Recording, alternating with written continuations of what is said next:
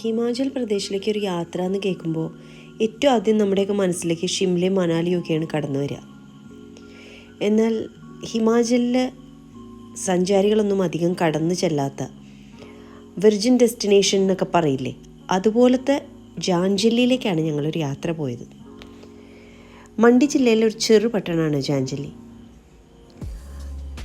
സന്ദർശകർക്ക് അങ്ങനെ എന്താ പറയുക, പോയി കാണാവുന്ന ഒരുപാട് ഇടങ്ങളൊന്നും ഇവിടെ ഒരുക്കി വെച്ചിട്ടില്ല. സത്യത്തിൽ അത് തന്നെയാണ് അവിടുത്തെ ഇത്രമാത്രം മനോഹരമാക്കുന്നതെന്നാണ് എനിക്ക് തോന്നുന്നത്. പ്രത്യേകിച്ച് അങ്ങനെ ഒരിടങ്ങളിലും പോകാനില്ലാതെ നമ്മളെ അറിയാത്ത, നമുക്കറിയാത്ത ഒരു ചെറുപട്ടണത്തിൽ വെറുതെ ചുറ്റി നടക്കുക, അവിടുത്തെ മനുഷ്യരെ കാണുക, ഭക്ഷണങ്ങൾ രുചിക്കുക, ഇതൊക്കെ ആയിരുന്നു ഞങ്ങൾ ആഗ്രഹിച്ചത്. ഹിമാചലിൻ്റെ പ്രത്യേകത അറിയാലോ, എങ്ങോട്ട് നോക്കിയാലും ഭംഗിയാണ്, സൗന്ദര്യമാണ്. പലയിടങ്ങളിൽ നിന്ന് നോക്കുമ്പോഴും നമുക്ക് ഹിമാലയം തന്നെ കാണാൻ സാധിക്കും. ഗ്രാമപ്രദേശങ്ങളിൽ കൂടിയൊക്കെ പോകുമ്പോണ്ടല്ലോ, മനുഷ്യരെ, അതായത് അവിടെ അല്ലാത്ത പുറമേക്കാരെ അധികം കാണാത്ത മനുഷ്യരുടെ മുഖത്തൊരു അമ്പരപ്പുണ്ട് എപ്പോഴും. അവിടുത്തെ പ്രധാന അവരുടെ വരുമാന മാർഗം എന്ന് പറഞ്ഞാൽ ആപ്പിൾ തോട്ടങ്ങളാണ്. ഇപ്പം നമ്മൾ നടക്കുന്നത് ഒരു ഗ്രാമത്തിൻ്റെ ഉള്ളിലാണ്, അതായത് ഒരു മലയുടെ മുകളിലുള്ളൊരു ഗ്രാമത്തിലേക്കാണ് നമ്മൾ നടന്നു പോയിക്കൊണ്ടിരിക്കുന്നത്. ഒരുപാട് ഇടതിങ്ങിയ വീടുകളൊന്നും എവിടെയും കാണാനില്ല. ഒന്നോ രണ്ടോ വീട് കാണാം, പിന്നെ കുറേ നീങ്ങി വേറെ കുറേ വീടുകൾ കാണാം. അങ്ങനെയായിരുന്നു അതിൻ്റെ ഒരു പാറ്റേൺ നമ്മൾ കണ്ടത്. അവരുടെയൊക്കെ പ്രധാന വരുമാന മാർഗം എന്ന് പറഞ്ഞാൽ ആപ്പിൾ കൃഷിയും കന്നുകാലികളെയും കണ്ടു. അപ്പോൾ ഞങ്ങൾ ചെന്നത് ഡിസംബർ മാസത്തിലായിരുന്നു. അതുകൊണ്ട് തന്നെ ആപ്പിൾ ഇല്ല അവിടെ. ആ സമയത്ത് അവർക്ക് ആ കൃഷിയില്ല. പിന്നെ ഞാൻ ശ്രദ്ധിച്ചൊരു പ്രധാന കാര്യം എന്താണെന്നറിയോ, ഇവിടുത്തെ പുരുഷന്മാരെക്കാളൊക്കെ ഒരുപാട് അധ്വാനികളായിട്ടുള്ള സ്ത്രീകളുണ്ട്.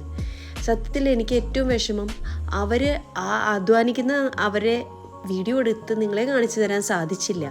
കാരണം അവർ കാര്യമായ ജോലികളിൽ ഏർപ്പെട്ടിരിക്കുമ്പോൾ അവിടെ ചെന്ന് അവരെ വീഡിയോ എടുക്കാൻ എനിക്കെന്തോ തോന്നിയില്ല.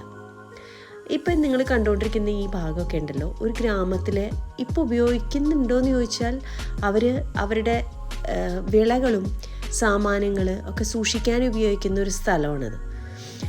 അവർക്ക് ധാരാളം പശുക്കളെയൊക്കെ അവരെ വളർത്തുന്നുണ്ട്. അതിനെയൊക്കെ ഞങ്ങൾ പോയി കണ്ടു.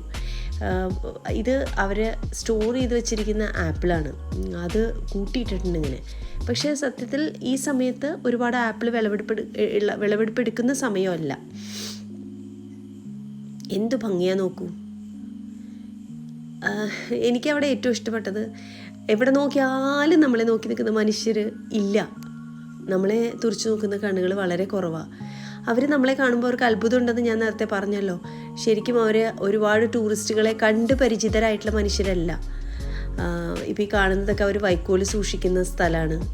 ഇങ്ങനെ ഒരുപാട് എന്താ പറയുക, കൃഷിയുമായിട്ട് ബന്ധപ്പെട്ടിട്ടുള്ള കാര്യങ്ങളാണ് നമ്മളവിടെ അധികവും കണ്ടത്. നല്ല ഭംഗിയുള്ള പശുക്കൾ, അതിനെയൊക്കെ ഞങ്ങൾ പോയി തൊടുകയൊക്കെ ചെയ്തിരുന്നു അന്ന്.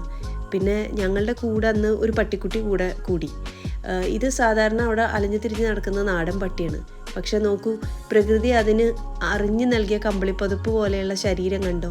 നമ്മുടെ ഇവിടുത്തെ നാടൻ പട്ടി പോലത്തെ ഒരു പട്ടിയാണ് അത്. അത് നല്ല ഇണങ്ങുകയും ചെയ്തു. അത് ഞങ്ങളുടെ പിറകിൽ നിന്ന് മാറാണ്ട് ഞങ്ങളെ തിരിച്ച് ഞങ്ങളുടെ ഹോട്ടലിൽ കൊണ്ടുവിടുന്നത് വരെ ഞങ്ങൾ അതിന് ബിസ്ക്കറ്റ് കൊടുത്തു. അതോടെ അത് ഞങ്ങളുടെ കൂടെ ഞങ്ങൾ നടന്ന് എല്ലാവിടെയും നടക്കുമായിരുന്നു. വല്ലാതെ ഞങ്ങൾ അതിൻ്റെ ഒരു പേരൊക്കെ ഇട്ടു, റോക്കി എന്നൊക്കെ വിളിച്ച് ഞങ്ങളുടെ പിന്നാലെ അത് നടക്കുന്നുണ്ടായിരുന്നു എല്ലാവിടേക്കും. നല്ല ഭംഗിയുള്ളൊരു നായ്ക്കുട്ടിയായിരുന്നു അത്.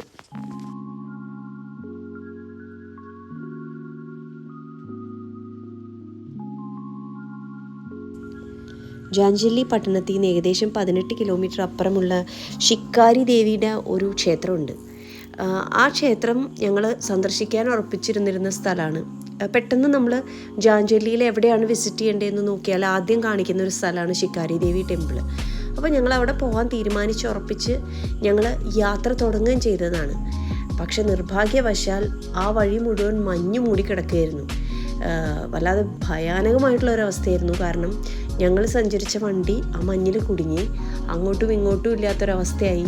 പിന്നെ അവിടുത്തെ തദ്ദേശവാസികളായിട്ടുള്ള ഒരു 4 യുവാക്കൾ മറ്റൊരു വണ്ടിയിൽ അവിടെ വന്ന്, ഭാഗ്യം കൊണ്ട്, കാരണം ഞങ്ങളുടെ ആരുടെയും മൊബൈലിന് റേഞ്ച് ഉണ്ടായിരുന്നില്ല, ഒരു സഹായം അഭ്യർത്ഥിച്ച് ആരെങ്കിലും വിളിക്കാമെന്ന് വിചാരിച്ചാൽ ആകെ ഞങ്ങൾ താമസിക്കുന്ന ഹോട്ടലിലേക്ക് വിളിക്കാമായിരുന്നു, പക്ഷേ അതിനും സാധിക്കാത്തൊരവസ്ഥയായിരുന്നു.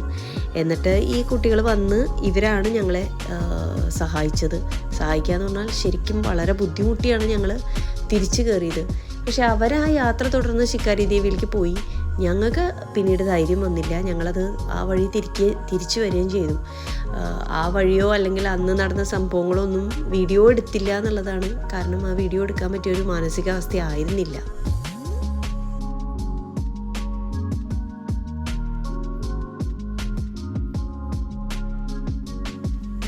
ഇനി ഒരിക്കൽ കൂടി ജാൻജലി പോവുകയാണെങ്കിൽ അത് മറ്റൊരു കാലാവസ്ഥയുള്ള സമയത്തേ പോവുള്ളൂ.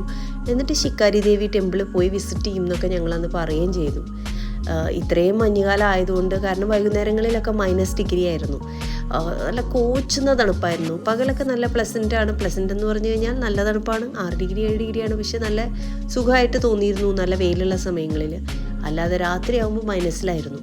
അതുകൊണ്ട് തന്നെ നമുക്ക് പല സ്ഥലങ്ങളും എന്താ പറയുക, മഞ്ഞുകാലത്തിൻ്റേതായിട്ടുള്ള ബുദ്ധിമുട്ടുകൾ ഉള്ളതുകൊണ്ട് ചില സ്ഥലങ്ങൾ സന്ദർശിക്കുന്നതിന് ഇതുപോലെ വിലക്കുകൾ ഉണ്ടായിരുന്നു, പോകാൻ ബുദ്ധിമുട്ടുകളുണ്ടായിരുന്നു. എന്തായാലും ഇനി ഒരിക്കൽ എന്തായാലും അവിടെ സന്ദർശിച്ചിരിക്കും എന്ന് ഞങ്ങൾ തീരുമാനിച്ചുറപ്പിച്ചിട്ടുണ്ട്. ഇതാണ് അവിടുത്തെ ഗ്രാമം. നിങ്ങളിപ്പോൾ കണ്ടുകൊണ്ടിരിക്കുന്നതെല്ലാം അവിടുത്തെ ഗ്രാമപ്രദേശങ്ങളാണ്. അത് ഓരോ വീടുകൾ അതിനിടയിലുണ്ട്. വളരെ ചുരുക്കമാണ്. അധികം ആളുകളെ നമ്മൾ ഒരുപാട് റോഡുകളിലൊന്നും കാണുന്നില്ല. പൊതുവെ ശാന്തമായിട്ടുള്ളൊരു ഗ്രാമപ്രദേശമാണ്. എന്ത് രസമാണ് അവിടെ താമസിക്കാൻ എന്നൊക്കെ ഞാൻ ഒരുപാട് ആഗ്രഹിച്ചു പോയി.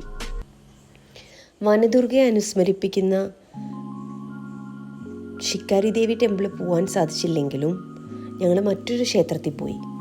ഷെട്ടാദർ എന്നാണ് ആ കുന്നിൻ്റെ പേര്. ഷെട്ടാദർ ടെമ്പിൾ എന്നാണ്. അത് ഒരു വലിയ മലയുടെ മുകളിലാണ്. നമ്മൾ ജാൻജലിയിൽ നിന്ന് പല പല മലകളെ ചുറ്റിത്തിരിഞ്ഞ് വട്ടം കറങ്ങിയാണ് ഈ ക്ഷേത്രത്തിലെത്തിയത്. അവിടെ നിന്ന് നമുക്ക് ഹിമാലയം മനോഹരമായിട്ട് കാണാൻ സാധിക്കുമായിരുന്നു. ശ്വാസം അടക്കി പിടിച്ചു നിൽക്കുന്ന കാഴ്ചയായിരുന്നു അത്. പറയാതെ വയ്യ. മനസ്സ് നിറഞ്ഞ് കവിഞ്ഞു സന്തോഷം കൊണ്ട്.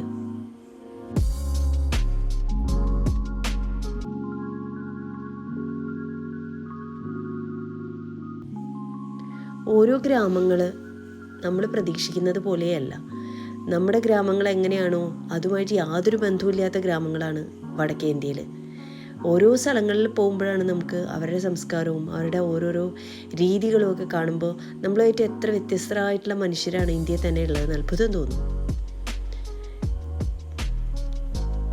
അവിടെയുള്ള സ്ത്രീകൾ ഞാൻ നേരത്തെ പറഞ്ഞല്ലോ, കഠിനാധ്വാനികളായിട്ടുള്ള സ്ത്രീകളാണ്.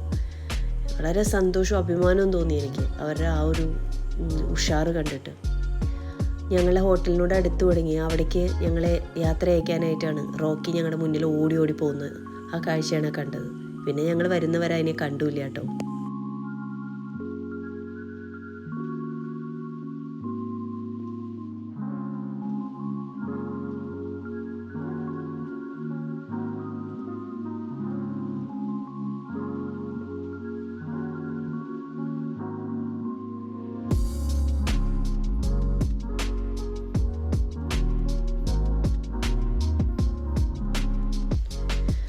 അവിടുത്തെ ജാൻജലി മാർക്കറ്റ് ബസാറിൽ ഞങ്ങൾ പോയിട്ടുണ്ടായിരുന്നു. ഒരു കൊച്ചു ചന്ത, അത്രയേ ഉള്ളൂ. ചെറിയ ചെറിയ കടകൾ. അവിടുത്തെ പ്രധാനപ്പെട്ട അവരുടെ ഇഷ്ടവിഭവങ്ങളിലൊന്നാണ് ഈ കാണുന്നത്. സിദ്ധു എന്നാണ് ഇതിൻ്റെ പേര്. ഒരാളുടെ പേര് പോലെ ഉണ്ടല്ലേ, എനിക്കും അങ്ങനെയാണ് തോന്നിയത്. അത് മിൻറ്റ് ചട്നിയിലൊക്കെ മുക്കി കഴിക്കാൻ നല്ല ടേസ്റ്റ് ഉണ്ടായിരുന്നു. ചായയുടെ സ്വാദ് എനിക്ക് അത്ര പിടിച്ചില്ല. പിന്നെ ഇത് ആലു പറാത്ത പോലത്തെ ഒരു സംഭവമാണ്. പിസ്സയുടെയൊക്കെ ഷേപ്പിൽ മുറിച്ചൊക്കെ വെച്ച് തന്നിട്ടുണ്ട്. അത് നല്ല ടേസ്റ്റുള്ള സാധനമായിരുന്നു. അതിൽ നല്ല മിൻറ്റ് ചട്നിയും പിക്കിളൊക്കെ ഒഴിച്ച് നല്ല ടേസ്റ്റായിട്ടാണ് കഴിച്ചത്. പിന്നെ നമ്മൾ 2 താലി പറഞ്ഞിട്ടുണ്ടായിരുന്നു. പക്ഷേ നിർഭാഗ്യവശാൽ ഈ താലിയിൽ വിഭവങ്ങൾ എന്തൊക്കെയാണെന്ന് ചോദിച്ചാൽ ഞങ്ങൾക്ക് ആർക്കും അറിയില്ല. അറിയുന്ന ഈ പനീറും അങ്ങനത്തെ കറികളല്ലാതെ പേരറിയാത്ത കറികളായിരുന്നു അതിൽ കൂടുതലുണ്ടായിരുന്നത്. എന്തായാലും എന്നെന്നും ഓർമ്മയിൽ സൂക്ഷിക്കാവുന്ന അത്ര മനോഹരമായിട്ടുള്ളൊരു യാത്രയായിരുന്നു ജാൻജലി യാത്ര. തീർച്ചയായിട്ടും ഒരിക്കൽ കൂടി ഞാൻ അങ്ങോട്ട് പോകും.